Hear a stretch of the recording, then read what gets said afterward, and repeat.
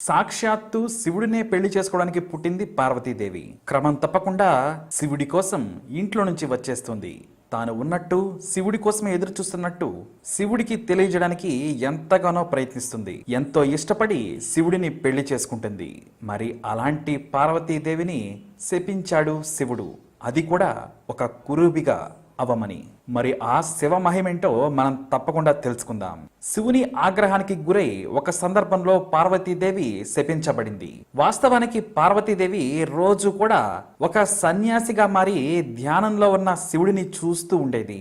ఆమె మళ్ళీ తన కోసం వచ్చిందని శివుడు గ్రహిస్తాడని ఆశగా ఎదురు చూస్తూ ఉండేది. శివుడిని పెళ్లి చేసుకోవాలని కలలు కనేది. అందుకోసం ఇంట్లో నుంచి కూడా వచ్చేస్తుంది. అయితే తాను తన ఎదురుగా ఉన్నట్టు కూడా శివుడికి తెలియదు. ఎంతసేపటికి ఫలితం లేకపోవడంతో తీవ్రంగా తపస్సు చేయడం మొదలు పెడుతుంది. ఆహారం నీళ్లు ఏమీ తీసుకోకుండా కఠిన నియమాలతో తన పేరుని అపర్ణగా మార్చుకొని చాలా ఏళ్లు తపస్సు చేస్తుంది.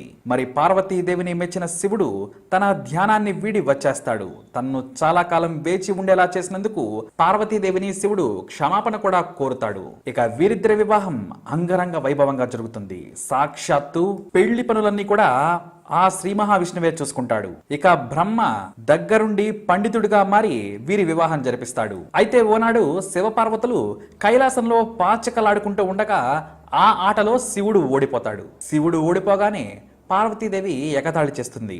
అందుకు కోపానికి గురవుతాడు శివుడు. వెంటనే శివుడు కురూపివి కమ్మని పార్వతీదేవిని శపిస్తాడు. అప్పుడు తప్పు తెలుసుకున్న పార్వతీదేవి శివుణ్ణి ప్రార్థించగా శివుడు శాప నివారణ మార్గాన్ని చూపిస్తాడు. ఆ ప్రకారం పార్వతీదేవి భూలోకంలో ఒకే ఒక పండు మాత్రమే కాచే ఒక మామిడి చెట్టు కింద కూర్చొని మట్టితో శివలింగాన్ని చేసి పూజిస్తూ ఉంటుంది. అయితే శివుడు పార్వతీదేవిని పరీక్షించాలని తన జటాజోటంలో నుంచి గంగను అమిత వేగంగా పారేటట్లుగా నేల మీదకి విసురుతాడు. అయితే ఆ ప్రవాహానికి పార్వతి తాను రోజు పూజిస్తున్న ఆ మట్టి లింగం ఎక్కడ పోతుందోనని గట్టిగా కౌగిలించుకొని నిర్భయంగా ఉండిపోతుంది. అలా శివుడిని గట్టిగా పట్టుకోగానే శివుడు సంతృప్తి చెంది శాపాన్ని విరమించి అత్యంత సుందర రూపాన్ని అనుగ్రహిస్తాడు. ఆ తర్వాత పార్వతీదేవి కోరిక మేరకు శివుడు ఈ మామిడి చెట్టు కిందనే ఉండిపోతాడు. మరి ఆయనే ఏకామ్రనాథుడు. ఇలా ఇక్కడ నూతన సౌందర్యంతో వెలిసిన ఈ పార్వతీదేవికి కన్నులు ఆకర్షణీయంగా ఉండడంతో ఈమెకి కామాక్షి అని పేరు వచ్చింది. తమిళనాడు రాష్ట్రం కాంచీపురం జిల్లా శివకంచిలో శ్రీ ఏకాంబరేశ్వర ఆలయం ఉంది. శివకంచిలోని ప్రధాన ఆలయాల్లో శ్రీ ఏకాంబరేశ్వర ఆలయం కూడా ఒకటి. ఈ దేవాలయంలో ఉండే ప్రధాన దైవం శివుడు. ఇక్కడ భక్తులు స్వామిని ఏకామ్రనాథుడు, ఏకాంబరుడు అని పిలుస్తూ ఉంటారు. ఏకామేశ్వర స్వామి అంటే ఒక మామిడి చెట్టు కింద వెలసిన స్వామి అని అర్థం. ఈ ఆలయానికి 4 వైపులా 4 గాలి గోపురాలు ఉంటాయి. ఇక ఇక్కడ 1008 శివలింగాలు ఉన్నాయి. ఇక పంచభూత లింగాల్లో ఒకటి ఈ కంచి ఏకాంబరేశ్వర ఆలయం. అంతేకాకుండా పార్వతీదేవి తయారు చేసిన ఆ శివలింగాన్ని మహాలింగంగా భావించి పూజిస్తారు. అయితే ఈ శివలింగానికి కేవలం నూనెతో మాత్రమే అభిషేకం చేస్తారు. మిగిలిన అభిషేకాలు పక్కన ఉండే రాతి శివలింగానికి చేస్తారు.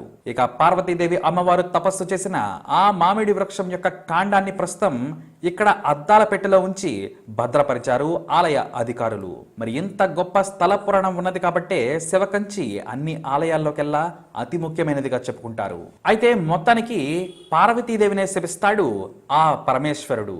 ఏదైనా లోక కళ్యాణం కోసమే చేస్తాడు ఆ మహానుభావుడు.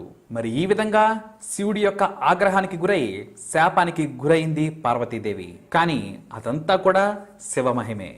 ఓం నమః శివాయ.